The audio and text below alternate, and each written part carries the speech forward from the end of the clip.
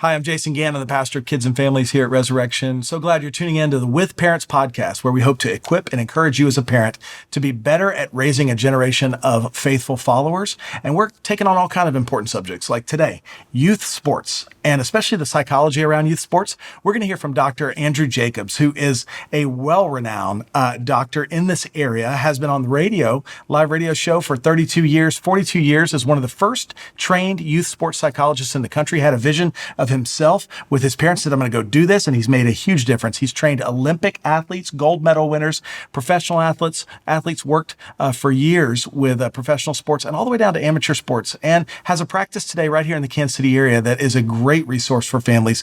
His website, winnersunlimited.com, has great resources, and especially this book. I've just read this book. It's been called The Bible for Youth Sports, and it's called Just Let Them Play, guiding parents, coaches, and athletes through youth sports.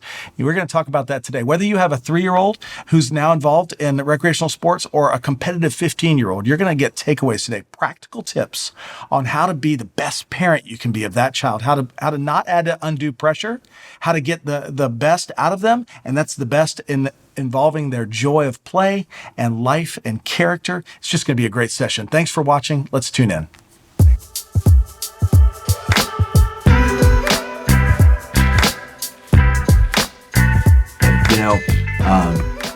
I've been very fortunate in my career. When I started in 1981, nobody heard of sports psychology.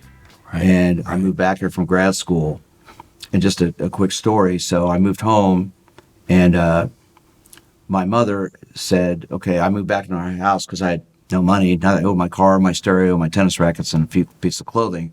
Right. And my mom's like, all right, what are you going to do? I said, well, I'm going to start my sports psychology work.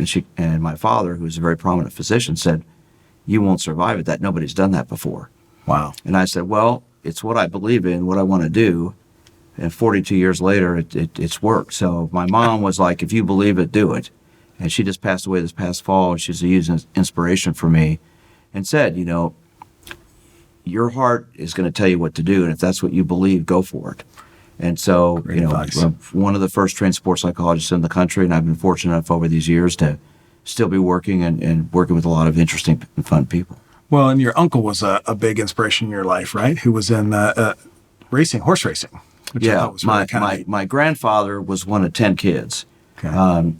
And 3 of his brothers became horse trainers, and one, my Uncle Hirsch, became a big inspiration for me. He died February 13, 1970, and was the winningest trainer in horse racing history. When he died, he won 3,596 races. And I asked his son, my cousin John, who trained after he passed away, how many races did he lose? And he said, oh, Andy, close to 17,000, 18,000. Wow. But he was very prominent in the 30s, 40s, and 50s in the United States, very, very famous. And we would go back and visit in the East Coast in the summers and over Christmas time. And one summer I spent a week with my uncle and my aunt. He took me to the racetrack every morning. And he told me a quote. He said, I want you to write this down. And then his son, my cousin Tommy, reinforced it for me. Sports is the greatest theater in the world. Everyone knows their part, but no one knows what will happen. And that's sort of, Jason, become my mantra, because he's right. I mean, that's good. Everybody loves it, but you have no idea what's going to happen. And look at the NCAA tournament right now. I mean, Right. Nobody knew what was going to happen with the Final Four teams that are existing. Man, that's great. That's a great adjective when you think about sports. So it's in the blood. I would say it's in your blood. And then you marry that with your desire to really better mental health and spiritual, emotional, holistic health in people's lives. I think we've got some things to learn today. And I picked up a lot in the book. And just for full disclosure, I have a 14-year-old athlete. And so, youth sports is a part of our life, personally at my home, my wife and I, and but also many people that are a part of our congregation have kids from, 2, 3, 4 years old all the way up to really competitive sports. And this book is really interesting when you say, just let them play. Tell us about that. Well, I'm very fortunate to have had Jeff Montgomery and Pete Malone co-write the book with me with our writer, Matt Folks. And I asked both of them I was asked numerous times throughout my career, Doc, you got to write a book.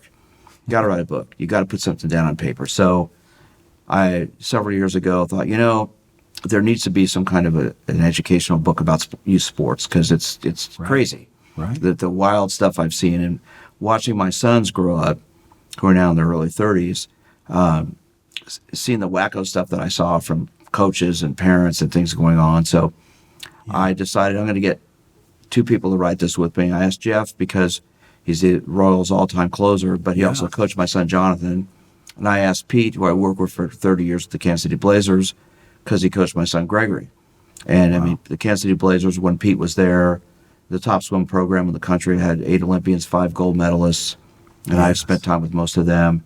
And then I got to know Jeff Montgomery extremely well at the Royals when I was their first sports psychologist in baseball in 1990.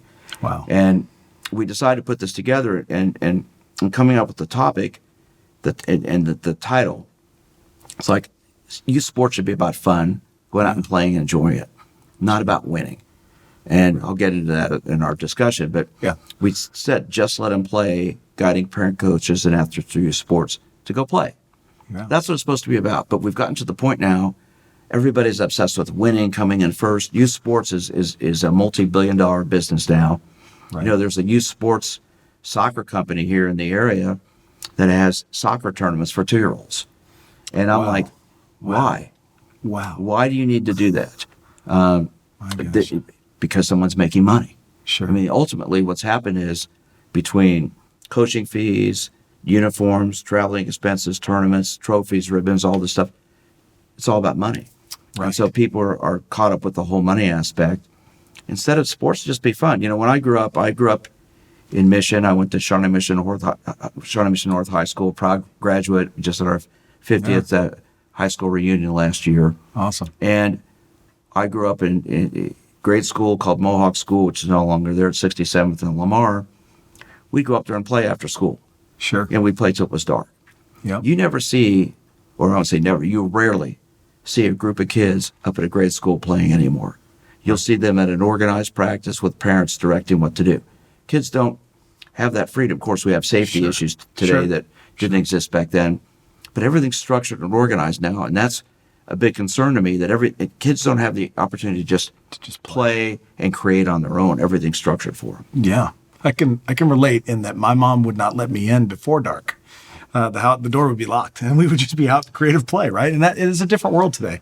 A lot of structure. And I grew up in youth sports. I played t-ball and basketball and all of those things. And my coaches formed me, shaped me. They poured into me. I can remember that, being supported by the team. And one of the things I love about the book is your section, and each chapter is Doc's diagnosis. And at the end, you kind of give some reflections on the learning around that chapter, which I found really important. I want to draw up one. When it came, you said here, I've become extremely concerned about the emphasis put on winning and the poor behavior of so many at all levels, whether it be athletes, coaches, parents, fans, or officials.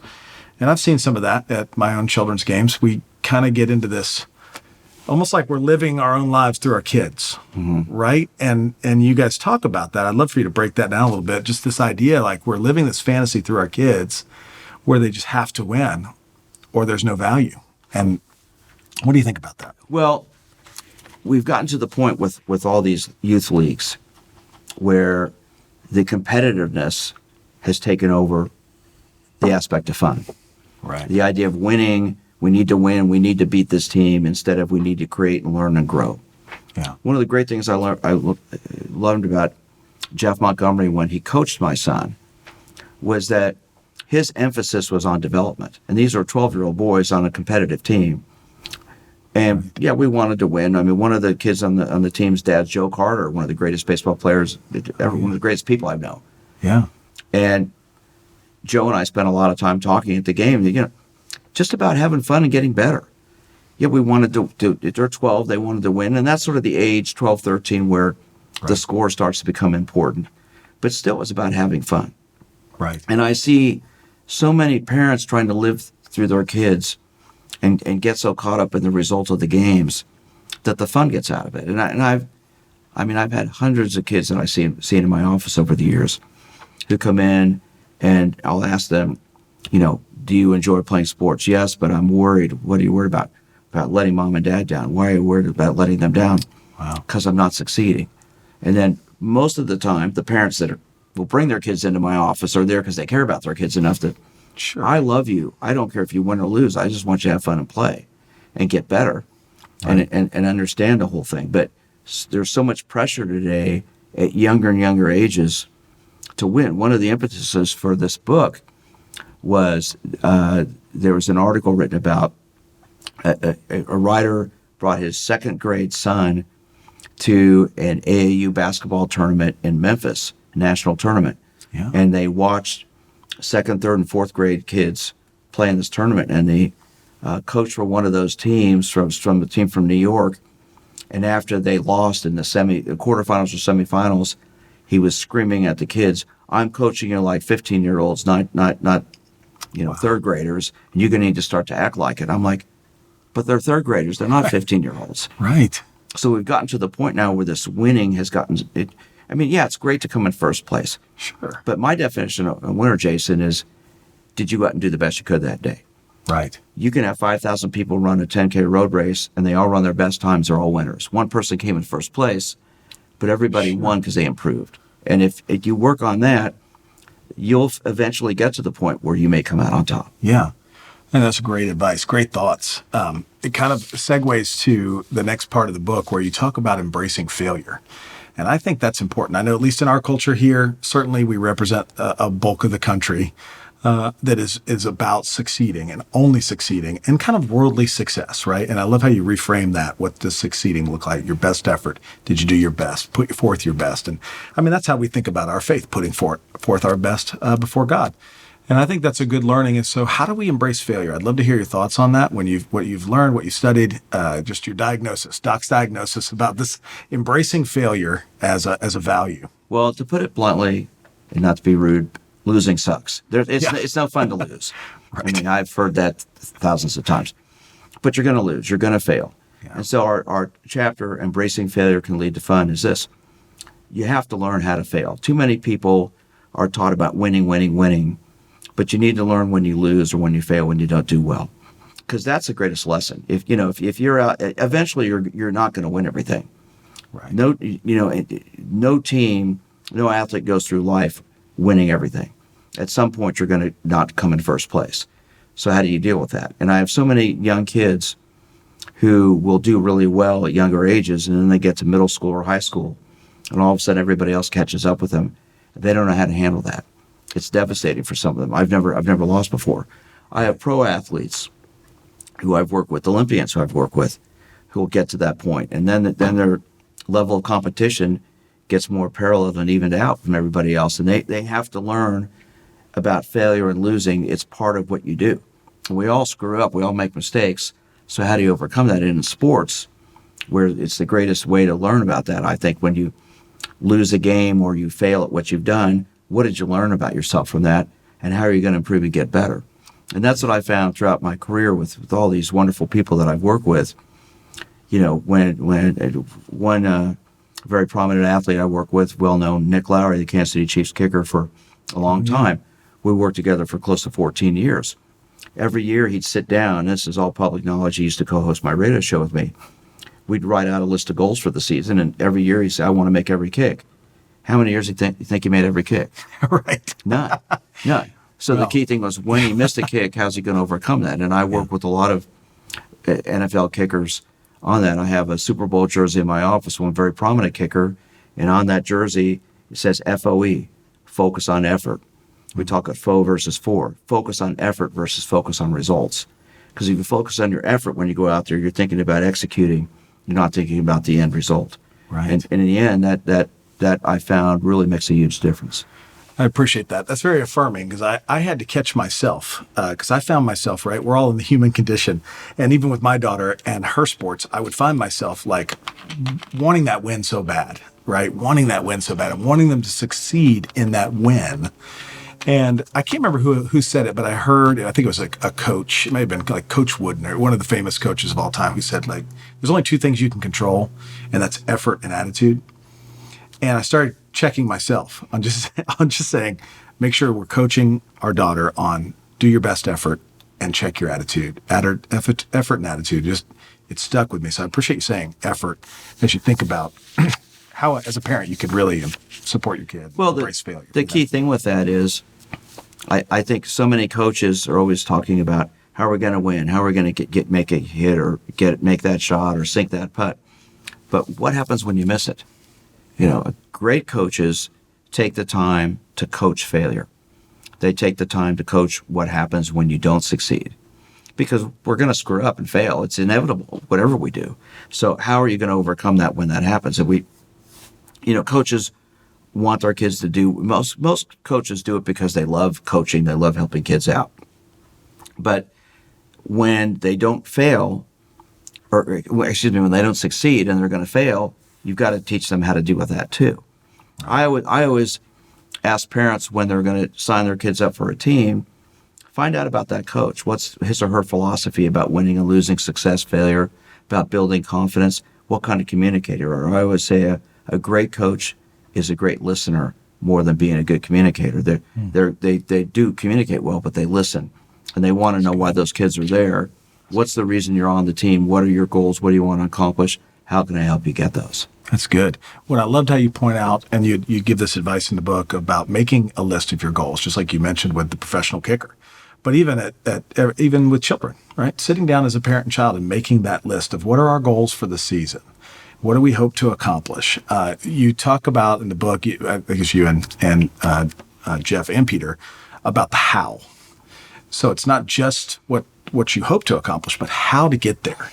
And writing down the hows. I thought that was really powerful when you think about steps to make a difference in your life, I always tell parents a lot of the time, a good coach is going to have a preseason meeting with the parents and the kids. And here's what we're here for. Here's what I want to accomplish. Here are my goals. But let's see if we all fit together on this. Some coaches are going to say, hey, we're here to win the title. We're here to win the championship. And some people are like, we're all in for that. And some people are like, I'm not into that. I just want my child to get better. Right. So that's where I think it's important to interview, find out about the coach and the team you're going to sign your kids up for. What's their reason for coaching? Yeah. What are their goals? And then good coaches take the time to ask, why are you here? Ask the kids, what are you here? What do you want to get on this team? What do you want to learn? What do you want to grow from? Right. When people come in my list, I have them write 5 things down: their goals, strengths, weaknesses, fears, and distractions. What are all those things? And I do that with teams, and I work with them. We'll do that as a team and go over those things to find out where does everybody fit in these things. And there are 2 types of goals: materialistic goals, which are the end results, how many games you've won, or your batting average, how many points you score. But the non-materialistic goals, which is how you feel about everything, that's the foundation of all that. That's good. That's good. Good practical advice. There was another piece you said in the book that was one of maybe my largest takeaway as a parent, thinking about my teenage daughter, which was to discuss before the game how you'll discuss the game following the game. Why do you think that's important? Because the emotion of that loss, or even the emotion of the win, and how you speak about it, and also making sure the player that I'm not adding any undue pressure on my daughter, that there's probably enough pressure. She's competitive. And so I really appreciated that. And I've already put that into practice. As I told her the other day, I said, listen, I want to talk about after the game, because we've been talking after the game and it can get heated. So why don't I want you to decide how we do that. And so she's thinking about it. She said, give me some time to think about it, Dad. Oh, good. I said, okay. Good. So I just wanted to tell you, hey, Doc, thanks for the advice. I'm learning. And I think that was a high value as you think about what's important and how you address it with your kids. I've learned throughout my career, 1990, I was one of the first full-time sports psychologists in baseball. I was at the Royals every day. Yeah. And I would see how guys would handle winning and losing after games. Some guys handled it fine, some guys didn't. But we had one player who was a very prominent guy who would call his dad after every game. And his dad was his coach growing up. They were very close. But we were talking about stuff because I'm tired of having to tell him how I'm playing. I'm an all-star. I'm a Major League Baseball player. I want you to tell him, well, no, I still need to please him. And so there was one game where he went 4 for 5 and made a great play in the 9th inning that saved the game, which we won. And he called his dad up after the game. The first thing out of his dad's mouth was, why'd you strike out in the 2nd inning? Wow. And he hung up on his dad. He'd never done that. And so he called me that night. I was already home in bed, called me and was just beside himself because he'd never been rude to his dad. Well, he came over the next day and actually came over to my house, and we talked for like 3 hours in the morning. I got him to call his dad back, and his dad apologized, and that worked out. He said, Dad, I'm a Major League Baseball player. I mean, I'm going to fail. Yeah. That you can't get on me. Wow. How about just congratulating me for what I'm doing? I think so many parents, I mean, we all want our kids to succeed. Sure. That's just normal human behavior. But they're not always going to succeed. You're going to fail. And I think we learn more when we fail than when we win. Because when we fail or when we lose, you have to look at yourself a lot deeper. When you win, everybody's happy, whatever. When you lose, you got to look at yourself. Mm-hmm. And I think the key thing after a game, on the drive home, the first thing is say, okay, I love you. It was great watching you play. You want pizza? You want hamburgers? You want chicken? What do you want to do? Yeah. Where are we going to go eat? Yeah. Okay. And if it was a bad game or something like that, and as parents want to get involved, you want to talk about it. The last thing to do is talk about it in the car. I would say, wait till you get home and say, listen, if you want to talk about the game, I'll be glad to talk about it. But if they don't bring it up, you don't get into it with them. But if they misbehaved or did something that really bothers you as a parent, when you get home, say, look, we'll just talk about this tomorrow. Yeah. Let everybody cool down, because after these games, it's emotional. Right. Your child's going to be upset if they didn't do well. Yeah. And you're going to be upset if they didn't do well, especially if you got what's wrong with your kid? How come he struck out again? Right. I hear that all the time too. Sure. So it's always good to just let the emotions subside and wait till things calm down before you talk about it. That's great advice. Yeah, makes me think, the last thing I want to do as a dad, as a parent, is add anxiety to my daughter, who already feels it about her own competitive play, already feels it from the coach, who has high expectations, her players, her peers, her teammates that she's trying to live up to. I know I want to be encouraging. I'm reflecting on a story that you shared in here about, I think it was a dad who felt the same pressure after the game, like he needed to address it. And when he asked, I think it was a son and another boy that were in the car, what do they want to talk about? And they said, can we get ice cream? And it was just like this perspective change of like, yeah, let's keep things in perspective. Let's just go get some ice cream. Just let them play, right? Well, there you go. Just let them play. That's in essence, that's where the title came from. Yeah. Is that really it's youth sports is the greatest, I think, the greatest way to learn about yourself, because you're physically, emotionally, mentally trying to do something. When you're taking a test at school, you've got to focus on that. It's not it can be physical to some degree, but when you're playing sports, it's a combination of all these things. And so you can learn about what you're good at, what you're not so good at. And if you want to get better, you'll take the areas you're not so good at and work on getting better at them. But if you keep succeeding all the time, it hides the negatives and the deficits, because they're going to come out at some point. So it's always good to learn about how to fail, how to lose, because that will make you stronger when you get better.